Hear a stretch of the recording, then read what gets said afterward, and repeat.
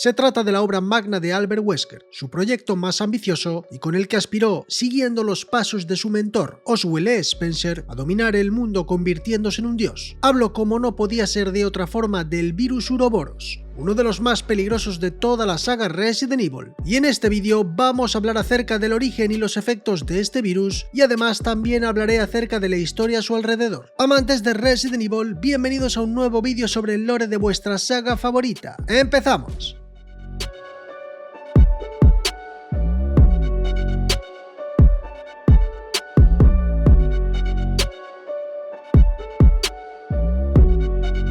Se desconoce el momento exacto en el que Wesker inició el proyecto Uroboros, aunque podemos tomar como referencia agosto de 2006, unos 3 años después de la desaparición de Umbrella, momento en el cual Oswald E. Spencer y Albert Wesker se reunían después de casi 2 décadas en la mansión de Europa, donde el aristócrata se escondía de las autoridades de los Estados Unidos, las cuales lo buscaban para juzgarlo por los incidentes de Raccoon City. Fue en ese momento la primera vez que Wesker supo acerca del proyecto que llevaba su mismo nombre por boca del propio Spencer, y con el cual el aristócrata pretendía crear una nueva raza de superhumanos modificados genéticamente utilizando el virus progenitor, una raza de la cual el propio Spencer aspiraba a convertirse en su dios. Durante años, Spencer secuestró a cientos de niños, entre los cuales se encontraba el propio Albert Wesker, y con los cuales experimentó durante años para que estos crecieran a su imagen y semejanza, hasta que finalmente solo 11 de ellos sobrevivieron, entre los cuales se encontraba el propio Albert.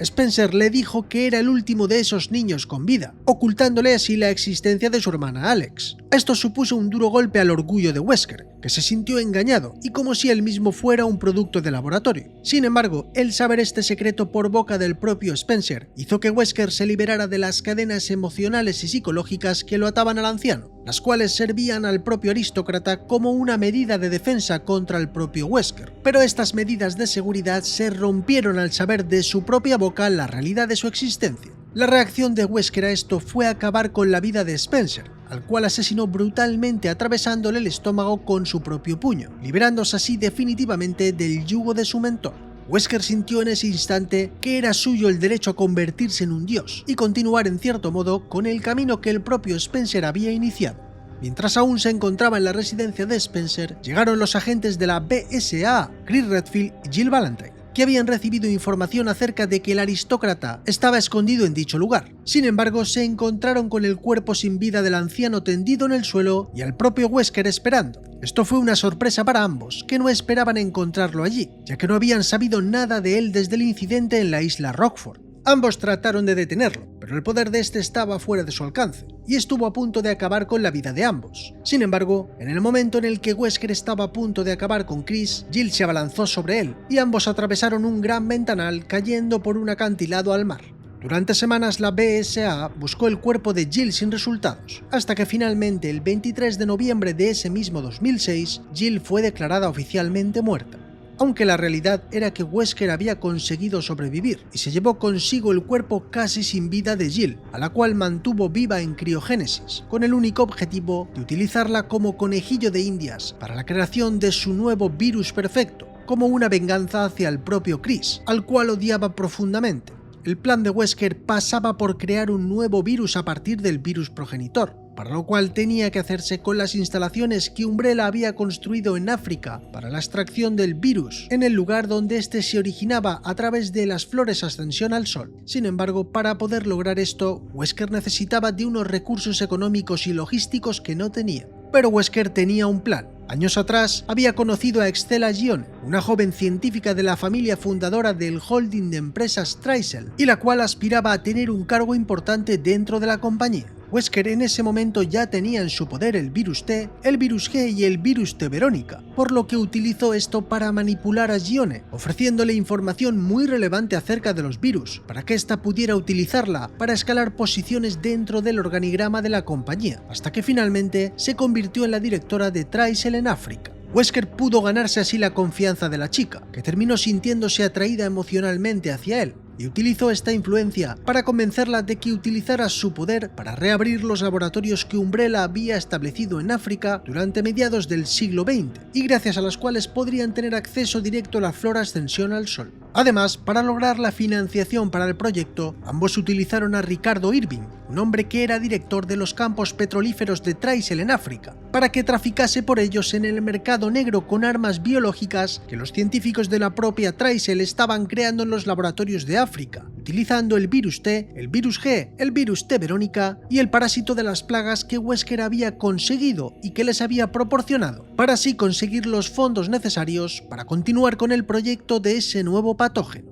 Dicho virus sería bautizado como Uroboros, también escrito Ouroboros, una palabra que proviene del griego que significa serpiente que se come su propia cola, y la cual simboliza la idea de la eternidad y el infinito, la naturaleza clínica de la existencia y la idea de que vivir es renacer constantemente. Wesker, que tenía bajo su control a Jill, pretendía utilizarla como su primer sujeto de pruebas con este nuevo virus. Sin embargo, la máquina que mantenía a Jill con vida detectó ciertas anomalías en su organismo, y al investigar, Wesker descubrió que una forma mutante del virus T seguía dentro de ella. Se trataba de un remanente de la infección que Jill contrajo en Raccoon City. Parece ser que la vacuna que recibió no eliminó por completo al virus de su cuerpo, y el patógeno permaneció dentro de ella en estado latente. De alguna forma, al pasar un largo periodo de tiempo criogenizada, el virus se había reactivado, pero su cuerpo consiguió eliminarlo por completo, creando unos nuevos anticuerpos capaces de contrarrestar el virus T, dotando a Jill de una especie de inmunidad.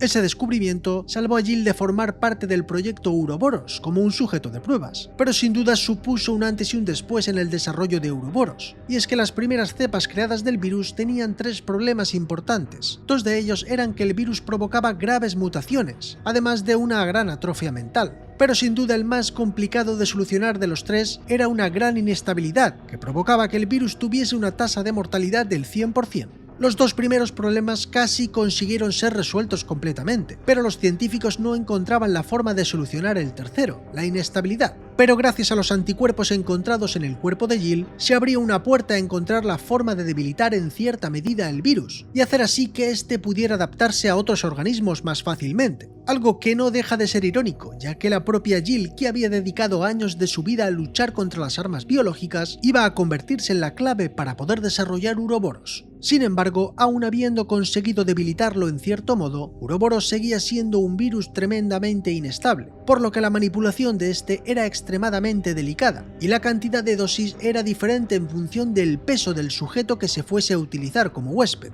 Por ejemplo, para un sujeto de 60 kilogramos habría que administrar una dosis completa de un frasco, no más, reduciéndose la dosis progresivamente en sujetos más pequeños. Biológicamente, Uroboros era un virus de la familia del virus progenitor, es decir, era una cepa de este patógeno, por lo que compartían ciertas características. Sin embargo, Uroboros era todavía más agresivo, y las primeras cepas tenían efectos devastadores en los sujetos infectados, como he explicado antes. Uroboros es un tipo de virus que reaccionaba al entrar en contacto con la materia orgánica. En humanos, una vez inoculado, los primeros síntomas que el virus causaba eran sudoración, deficiencia respiratoria, alucinaciones y un estado de confusión mental. Y el virus funciona de esta forma. Tras la inyección, Uroboros tratará de identificar el ADN del huésped para adaptarse a él, iniciándose así un proceso de selección natural, en el que solo los organismos más fuertes serán capaces de adaptarse al virus. Durante este proceso de incubación, el virus está en un estado de latencia, y si el sujeto de prueba resulta ser apto para que su cuerpo asuma el ADN del virus, este obtendrá ciertas habilidades sobrehumanas, además de tener un control sobre el propio virus.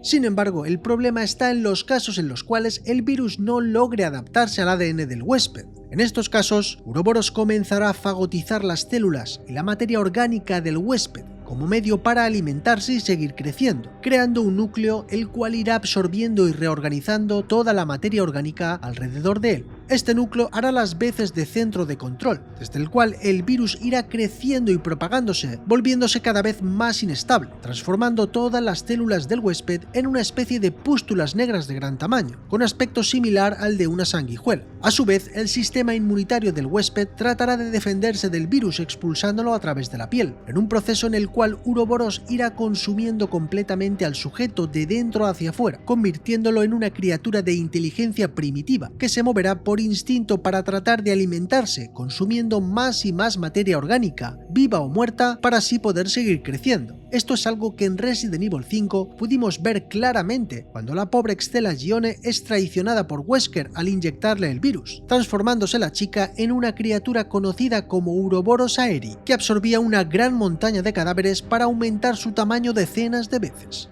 Una vez llegados a este punto no hay marcha atrás. La única manera de acabar con los huéspedes no compatibles infectados es o bien destruyendo los núcleos creados por el virus o mediante el uso del fuego, incinerando completamente a las criaturas. Wesker pretendía utilizar esta característica de Uroboros para realizar una especie de selección natural, una purga a nivel global utilizando el virus para que solo los más fuertes sobrevivieran. Su plan pasaba por hacer estallar en la atmósfera unos misiles que contenían Uroboros, para que así el virus se expandiera en toda la superficie terrestre a través del aire, contagiando así a toda la población mundial. De esta forma, los que tuvieran un ADN capaz de adaptarse al virus sobrevivirían, y los que no, los más débiles, se convertirían en criaturas Uroboros, como algunas de las cuales encontramos en Resident Evil 5, como es el Uroboros Mkono o la propia Stella Gione. Aunque por suerte los planes de Wesker fueron truncados por los agentes de la BSAA, Chris Redfield y Sheva Alomar, que consiguieron llegar hasta Wesker justo antes de que éste fuese capaz de lanzar los misiles con el virus, provocando que el bombardero desde el cual éste pretendía lanzar los misiles se estrellase dentro de un volcán,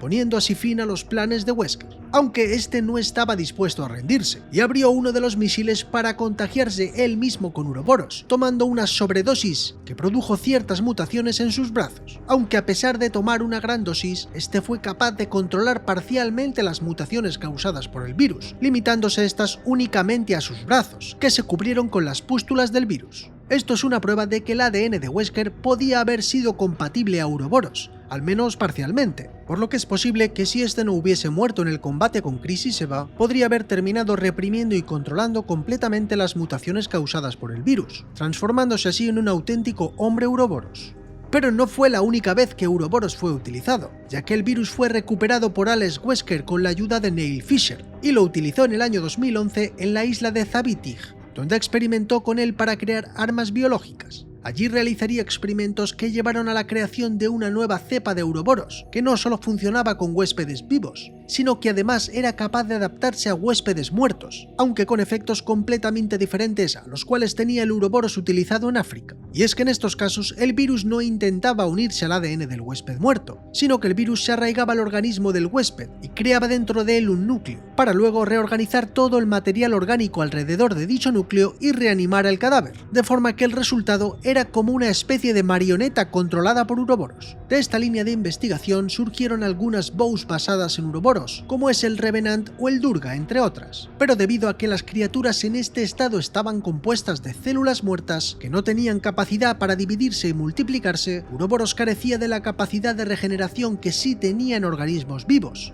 Otros casos de huéspedes parcialmente aptos fueron Alex Wesker y Neil Fisher, que terminaron también contagiados con Uroboros en diferentes circunstancias. En el caso de Alex no sabemos si pudo adaptarse al virus porque ya tenía en su cuerpo el virus T-Phobos. Sin embargo, en el caso de Fisher, este resultó tener genes parcialmente compatibles al virus, por lo que a pesar de haber sido contagiado, pudo en parte contener las mutaciones y conservar gran parte de su consciencia humana. Y esto es a grandes rasgos todo lo que conocemos acerca del virus Uroboros, posiblemente el virus perfecto, con el cual Albert Wesker estuvo a punto a su manera de llevar a cabo los planes que una vez Oswald Spencer inició con el proyecto Wesker y el virus progenitor. Y con esto llegamos al final de este expediente acerca del virus Uroboros. Yo espero que os haya gustado el vídeo y si ha sido así, pues puedes apoyar el contenido dejando tu like, compartiendo el vídeo y suscribiéndote al canal si es que no lo estás. Yo sin más me despido y nos vemos muy pronto con más contenido, amigos. ¡Chao!